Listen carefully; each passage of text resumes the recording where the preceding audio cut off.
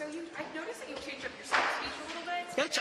Yeah, one of the things I've learned is I have to change it up for myself. Like that. Actually, and I think that I try to take a few minutes before each setting to sense what's feeling important to me so that I'm able to share that authentically, and it's different for different groups. I mean, with larger settings, I'll go with a longer speech like I did last night.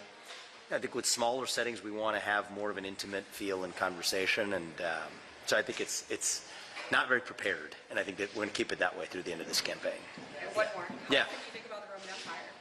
A lot. I mean, my second book was heavily about drawing the parallels between ancient Rome and the U.S. And halfway through that book, I was in a bad mood when I wrote that book. Halfway through the book, I drew the possibility that we might be so lucky as to be Rome.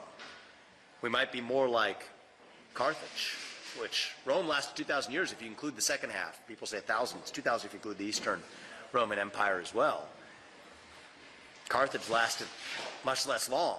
So I've been through the journey of thinking about those parallels. I mean, bread and circuses, modern version of identity politics and government money coming from on high. The devaluation of the denarius looks awfully similar to what we're seeing with respect to the debasement of the dollar.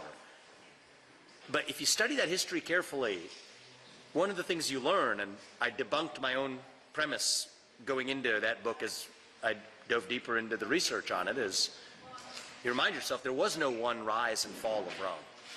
There were many rises and many falls, and I think that there have been and will be many rises and many falls of the American experiment as well, and I think that's the spirit I'm trying to channel in the message I'm communicating to the people here. We are in decline right now, but it doesn't have to stay that way. And so it's been a journey for the last few years, and I think a lot of the message you see is the culmination of what I've been maybe writing about for the last few years. Thank you. Hey. Okay, two quick questions. Sure. One is on the House, Speaker of the House race. Donald Trump endorsed Jim Jordan today. Yes. Steve Scalise also put his name in. Any endorsement? Also, Matt Gaetz was at one of your events not too long ago in D.C. Yeah. Have you spoken to him during this whole process? And then my second question is regarding NBC News had reporting that Biden is continuing building a border between Texas and Mexico. Yeah. So I did see that reporting. I think it is sad that Biden is this late to doing something that obviously should have been continuing starting on day one of his administration, but was constrained by his own partisan trap of his own making and his party's own making, because Donald Trump had advocated that policy.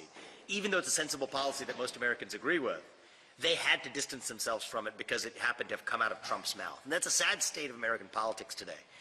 And what's even sadder is now that he finally comes around to it, it's too little too late. We have cartel-financed tunnels being built underneath that wall.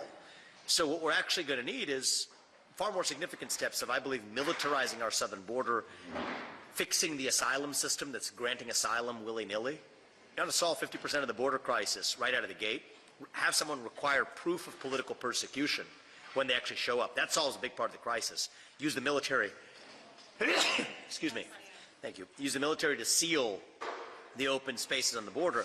That's what the moment actually requires, but he's playing from behind because of that, I would say, political lapse. Now, you asked several other questions. Sorry. Let me track back to one of them. Yes, House Speaker. Yes, Speaker. Yeah. So I actually think it would be pretty interesting if Donald Trump temporarily assumed a post as House Speaker and then passed it off to Jim Jordan, who I think would make for a good speaker. He's from my home state. I've gotten to know him a little bit over the last, probably year and a half. He's a strong leader. I think he has strong, broad-based backing in the Republican Party from what I can tell, but more importantly, he's a guy who speaks his convictions without fear, and I think he would do a good job in the role. But my view is, given that we've gone through this tumult, let's get the most out of it. We haven't dealt with a $33 trillion national deficit or the border crisis or our dependence on China. So at the time we're going through this tumult, let's go the distance with the unusual nature of this. I would put Donald Trump in that seat. I think that he would be a good choice. I would support him in that seat on an interim basis, and then have Jim Jordan take over with, I would say, somewhat of a reset and a clean slate in the otherwise messy shenanigans of Congress. And then just a quick follow-up. Have you spoken to Matt Gaetz? I haven't spoken by phone, no. Yeah, I was just following up on this. I mean, Trump has backed Jim Jordan. He says he supports Jim Jordan in that spot. Do you think, if the House votes next week, do you think the Republican Party would, consolidate around Jordan? I expect that Jim Jordan would be a strong unifying choice. So my expectation is with Trump's endorsement, I support Jim Jordan. I think that even a diverse range of the presidential field, I expect would support him as well. I think he would do an excellent job. I just think that sometimes good can actually come of chaos. And so I want to find the silver lining in this situation. We haven't been dealing with the pressing national problems that we actually need to address. The $33 trillion national debt is no better off for all of the last round of negotiations about the debt ceiling and raising the debt ceiling, and here we are, a matter of months later. So in this moment of perhaps purposeful disarray and chaos, we can actually find some good that comes out of that too. And so I prefer to use this window to reflect as a party, as a country, on what do we stand for and why do we stand for it before we quickly resort to the who. That's why I think Donald Trump would actually make for a pretty interesting interim choice. A period before you've settled on who the new long-term speaker is to get the what and the why down. And then I do think that Jim Jordan could be a good choice to take it forward from there. I certainly would, I would fully support him in that role at steady state, but I think that it'd be my preference that Donald Trump take the role in the interim. I also wanted to get your reaction quickly to the news yesterday that Trump allegedly discussed sensitive information about nuclear submarines with one of his, someone at Mar-a-Lago. I have no knowledge of that news, just being totally honest with you. So I'd want to read what you're reporting before reacting to it, in fairness. Yeah. Okay, so pivoting, you were asked earlier by Olivia at New England College. Yeah. About your thoughts Remember her. on transness. Yep. She was standing in the back left. Yep. Yes. And you often bring up two people who have detransitioned, but what about the many people who find a great relief or happiness in their transition? So, look, I think that kids aren't the same as adults. And so my view is, as a fully informed adult, you're free to make whatever decisions are best for you.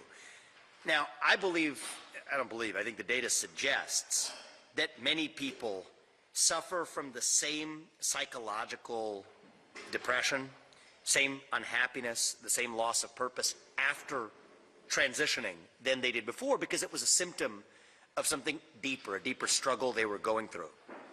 But it's not my job as the president to make that individual judgment for every consenting and self-consenting autonomous adult in this country. We're a free country. But the distinction I draw is that kids aren't the same as adults. And so to make a permanent life-altering, body-altering change to kids on what I believe is a faulty premise, that's where I draw the line. So we would ban genital mutilation or chemical castration in kids. If you're a fully consenting adult, able to make a medical decision for yourself, in a certain sense, it's an example of where I do support full medical freedom. I'm a right to try guy when it comes to medicines that haven't been approved. I'm an anti-mandate guy when it comes to drugs to vaccines that have been approved. No mandates, full right to try. And if you're a fully grown adult, you're free to do what you wish in terms of how you identify and what you do to your body, as long as you don't harm somebody else in the process. But kids aren't the same as adults. Answer your question? Yeah. Yep, thanks. Okay, appreciate it, guys. We'll see you tomorrow. The border should be fun.